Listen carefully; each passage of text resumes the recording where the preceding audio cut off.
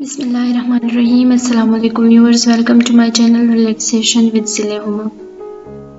I always try to share informative content with you people, so if you are new on my channel then go and subscribe it. Also press the bell icon in order to get notification of all my videos on this board.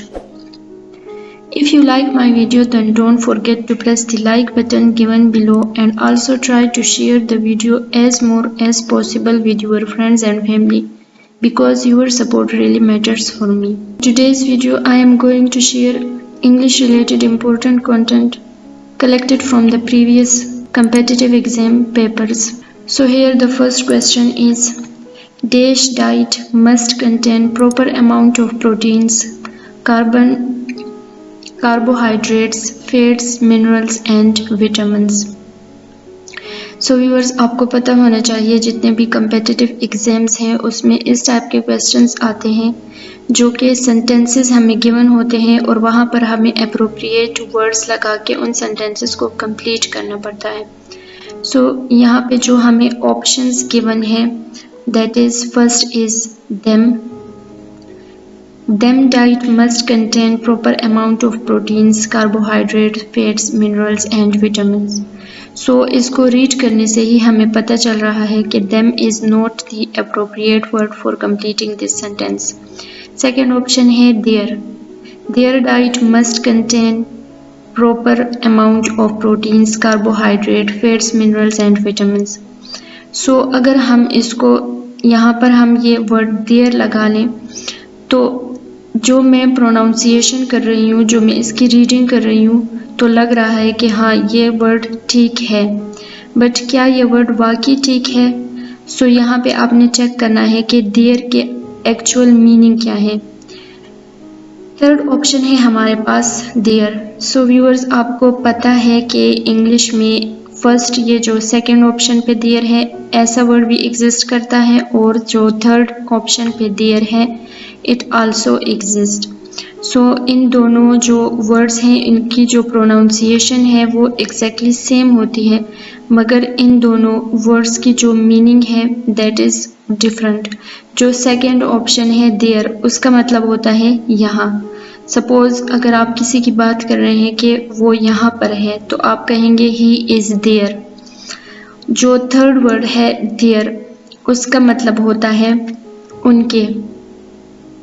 अगर आप किसी और की बात कर रहे हो तो आप यूज़ करेंगे देयर। सो इसलिए यहाँ पे जो हमारे पास करेक्ट आंसर है that is option C their diet must contain proper amount of proteins, carbohydrate, fats, minerals and vitamins. Next question है हमारे पास, he said to me respect your elders. और इस सेंटेंस को हमने इनडायरेक्ट स्पीच में convert करना है।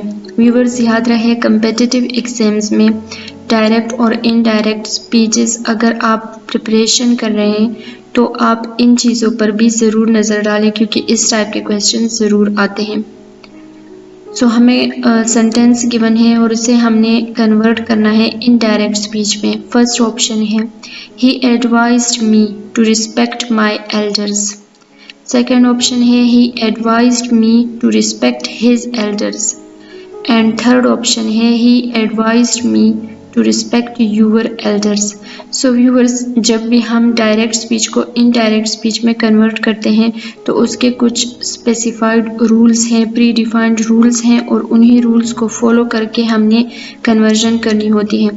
अगर आप चाहते हैं तो आप कमेंट सेक्शन में ज़रूर बताइएगा, मैं वो रूल्स आपके साथ शेयर कर लूँगी।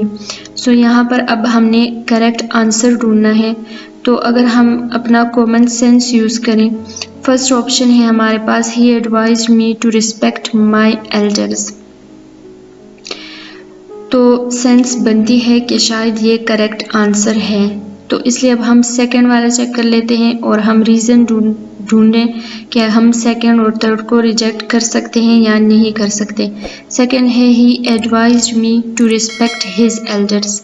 सो अगर इसको हम उर्दू में इसकी ट्रांसलेशन करें तो इसका मतलब ये बनता है कि उसने मुझसे कहा कि मैं उसके बड़ों की अदब करूं। तो ये सेंस बिल्कुल रॉन्ग है, क्योंकि यहाँ पे अगर हम अपने सेंटेंस को देखें तो एक पर्सन ने दूसरे पर्सन को ये बताया है कि तुम अपने बड़ों की इज्जत करो, लेकिन यहाँ पे जो सेकंड ऑप्शन है उसमें हम ये कह रहे हैं कि उसने मुझसे कहा कि मैं उसके बड़ों की इज्जत करूं। So second option is wrong. Third option है he advised me to respect your elders. So अगर आप यहाँ पर देखें, यहाँ पे है रिस्पेक्ट यूर एल्डर्स और यहाँ पर है रिस्पेक्ट यूर एल्डर्स, तो यहाँ पे तो सेम टू सेम वही हम रिपीट कर रहे हैं, तो ये भी आंसर नहीं हो सकता। तो करेक्ट आंसर है हमारे पास option A, he advised me to respect my elders. I was going to the party with Aryan. Choose the helping verb. First option है हमारे पास with, सेकंड है going एंड थर्ड है was। हमें sentence given है और इसमें से हमने हेल्पिंग वर्ब निकालना है। सो व्यूअर्स याद रहे, हेल्पिंग वर्ब और मेन वर्ब ये दो अलग बातें हैं और इनके बीच बहुत बेसिक डिफरेंस है। जो हमारा मेन वर्ब है इस सेंटेंस में, मतलब वर्ब जो होता है सेंटेंस में जो काम हो रहा होता है, दैट इज एक्चुअली वर्ब। और फिर उस काम से पहले भी हमारे पास एक वर्ब लगता है जिसे हम ऑक्सिलरी वर्ब भी कहते हैं और या हम उसे हेल्पिंग वर्ब भी कहते हैं। सो इन दोनों टाइप ऑफ वर्ब्स में डिफरेंस है। सो इस सेंटेंस में अगर हम देखें तो यहाँ पर लिखा है I was going to the party with Aryan और यहाँ पे हमने निकालना है हेल्पिंग वर्ब। सो व्यूअर्स याद रहे, जो हमारा मेन वर्ब होता है, जो बेसिक वर्ब होता है, जो काम हो रहा होता है, उससे पहले हमारा हेल्पिंग वर्ब आता है। तो यहाँ पे अगर हम देखें तो एक्चुअली यहाँ पे वर्ब क्या है, गोइंग। काम क्या हो रहा है, जाना। सो गोइंग से पहले हमारे पास एक और वर्ड यूज है, दैट इज वॉज। सो यहाँ पे जो करेक्ट आंसर है दैट इज ऑप्शन सी, जो वॉज है हमारे यहाँ पे that is helping verb. Helping verb actually हमें यहाँ यही से आइडेंटिफिकेशन हमारी होती है कि either this sentence belongs to present tense, past tense, future tense.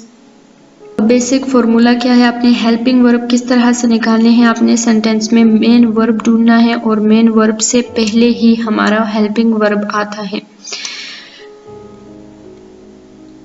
Next question है the food that dish in proteins are fish, meat, egg, milk and pulses.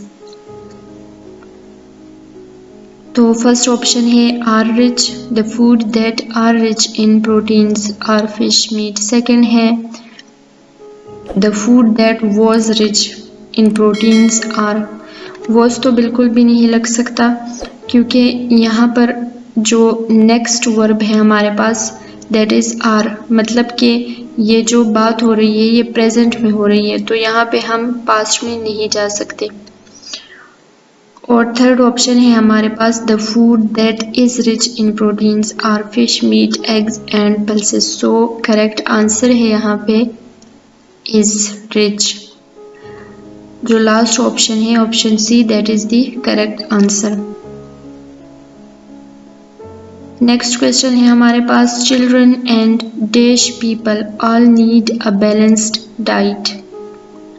First option है grown up, children and grown up people all need a balanced diet। second option है growing up and third option है grown up।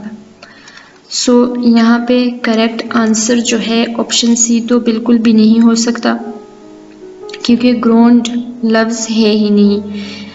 जो verb है grow, first form उसका है grow, second है ग्रू, उसमें ई लग जाता है GREW, और थर्ड होता है उसका जो फॉर्म, थर्ड फॉर्म होता है वो होता है ग्रोन। सो यहाँ पे हमारे पास करेक्ट आंसर जो है वो है option C, grown up people all need a balanced diet.